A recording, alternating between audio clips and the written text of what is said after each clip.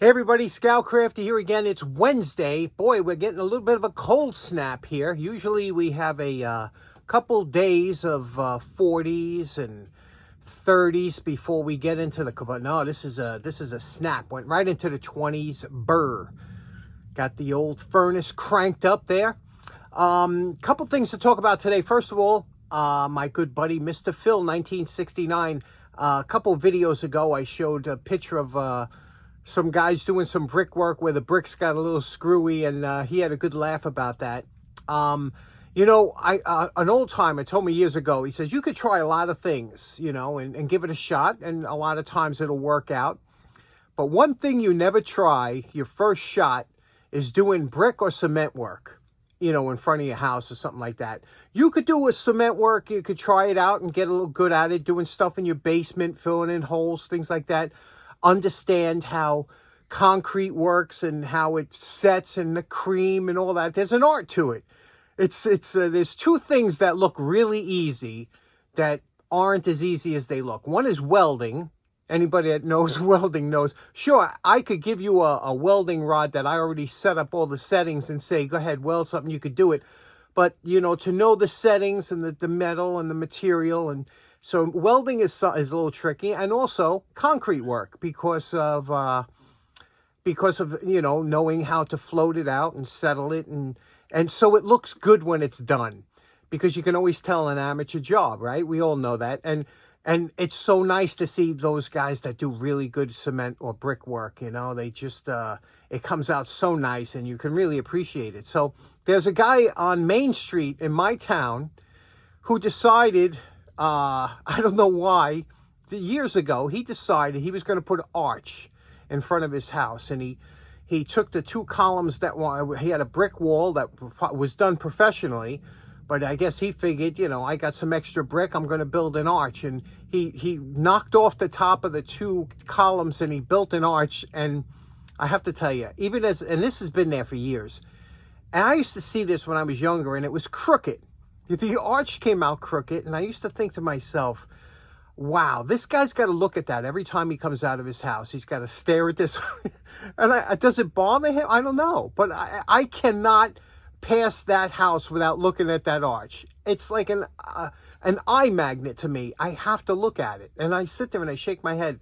So that's why I'll never do concrete work in front of my house or something like that until I've had some experience, or you're going to really take your time and make sure you get it right, because that's a mistake that'll kick you in the butt for 20 years. With that, we got a couple things to get to today, a little bit of a midweek mosh. Let's get started right away. Okay, for today's project, to start off, I wanted to do this for a long time. I've had it sitting down here for a while. I have two of these. This is a civil defense helmet, okay? Now, these were pretty heavy steel, and this was during the old time. For those of you that don't know, the civil defense.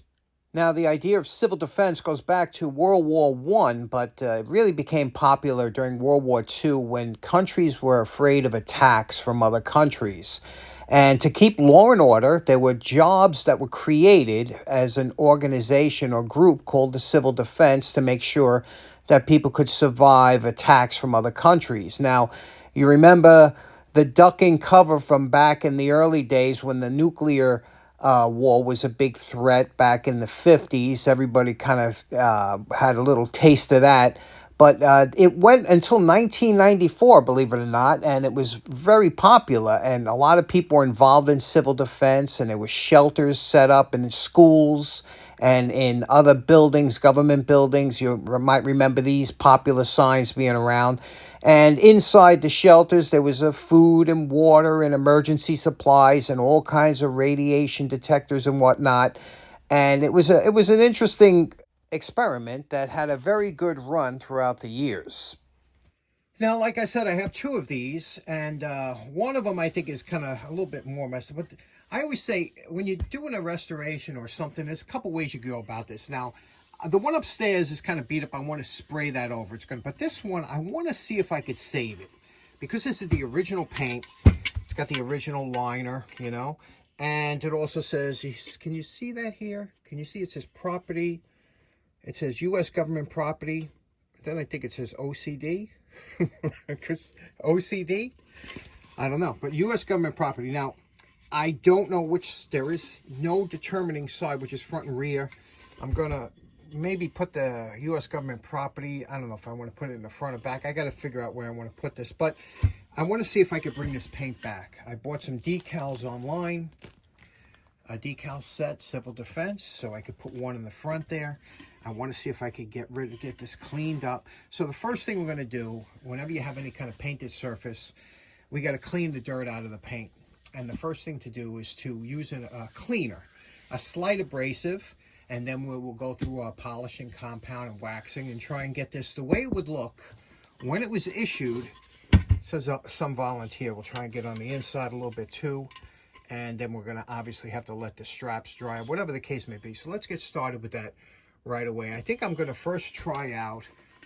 Now, I have two abrasive cleaners. I could use Comet, or I could use Barkeeper's Friend, which has, you know, a little bit more properties that might get into the paint. So let's try both of them. Okay, now whenever you're going to do a cleanup, you want to test, you want to use the least abrasive or least damaging cleaners that you can, so you test them out. This was Comet. This is Barkeeper's Friend. Very close, so I'm going to go with the Comet because it's less damaging to the paint surface. It also has a little bleach in it, probably help with the white. And I'm using a softer Scotch-Brite. This is the kind of Scotch-Brite you get at the dollar store, whatever. This isn't a very abrasive one. And just let the cleaner do the work. And remember, this is just the cleaner. Then we'll go over with the polish. See, but you see how this is coming out? Some hot soapy water and detergent will clean the inside of the helmet and clean the straps. Okay, you can see here, this is what it looked like before. You know, again, as you're cleaning it, you're getting rid more and more. Now, this is the original paint. Again, it's wet and there's some chips, but it's original paint. And this color, this white, is a very hard color to match. It's actually like an eggshell. It's not a white. And you see a lot of these resprayed and they're Arctic white and they just don't look right. But you can see the before and after. Comet scrubbing takes a while. You got to let the Comet sit. Once you have all the dirt off with Comet, then we go to the soft scrub commercial. This has bleach in it. This will get the stains out of white paint. White paint tends to stain a lot. So this is a industrial cleaner, but it's really great if you've never used it before. Now, sometimes the key with these cleaners is you have to let them soak for a while. All right, this is as clean as I'm comfortable with. Did the straps, everything looks good. Clean.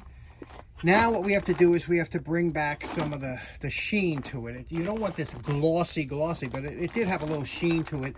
And what we're going to use for that is we're going to use our number 7 vintage polishing compound, terry cloth, piece of a swatch, I call it terry cloth. This is an old washcloth. And we'll go over this whole thing, and that'll help blend some of the look to it. So let's do that now.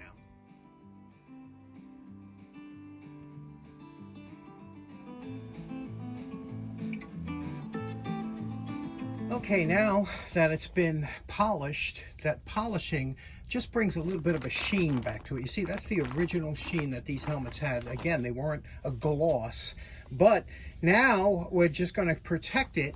Okay, now we're going to protect it with wax. The wax I'm going to use is just a cleaner wax, Meguiar's. I prefer Mother's, but I save that for my special tools and whatnot. But you can smell this. Okay, it's good, but not as strong as the Mother's. Has a great smell. Okay, we're going to put that on and then buff it off. Once your wax is dry to a haze, I like to use the shop rags that come in the box.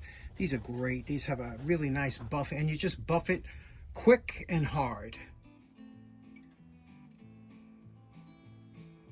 Now I have all different sizes of civil defense stickers here, but I always like the smaller ones. Believe it or not, the ones I remember always had a slightly small. I never liked that big gawky sticker on the front, so I'm going with this size. I like that a little bit. Now, you know my favorite part. Remember what this World War II civil defense helmet looked like before we started? And we're calling this project done. What do you think there? Nice and clean now. Had to, do a little fixing on the inside here, but everything's cleaned out. No more rusting, no more dirt. waxed nicely, smooth.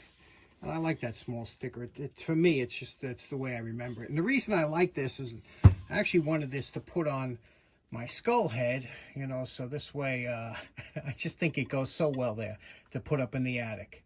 I know my buddy Alex from the Netherlands, he's big into skulls. That's all he has all over his house. But anyway, hope you enjoyed this one. This was a lot of fun. Okay, so in closing, I was always want to get that done. And the one upstairs I'll probably paint. It's in much worse shape. I don't know, but this came out really good. Much better than I actually thought it would. The paint came out real good. I like that little sticker on there. And I think the mascot enjoys it, so we'll leave that like it is. Anyway, thanks so much for tuning in. Hope you have a great rest of your week. We'll see you again on Friday. Take care now. Bye-bye. The President's message for the Office of Civilian Defense Mobilization for broadcast over Conelrad stations from the President's office, April 25th, 1961. The annual civil defense exercise, of which this broadcast is a part, is a test of our program of peaceful preparedness. We do not expect war.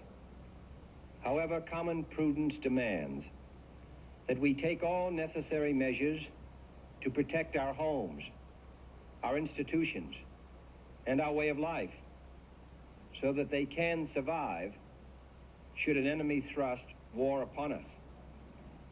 Should the United States ever be subjected to direct enemy attack, Conelrad and the National Emergency Broadcasting System will be vital to our defense. What if a warning siren sounds? What should you do? Look for cover, the nearest cover. Don't try to make it home unless home is the nearest place to go.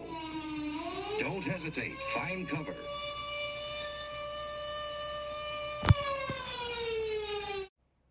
This is Howard Viken, your official civil defense announcer. Here are more instructions for your safety. An attack may be made on this area, but we do not have definite information. Remain calm. Stay at home. If you are at home, shut the doors and windows and pull down the shades. Turn off your electrical appliances except your radio. Take safety precautions with your gas and oil furnace. Keep tuned to this station for further information and instructions.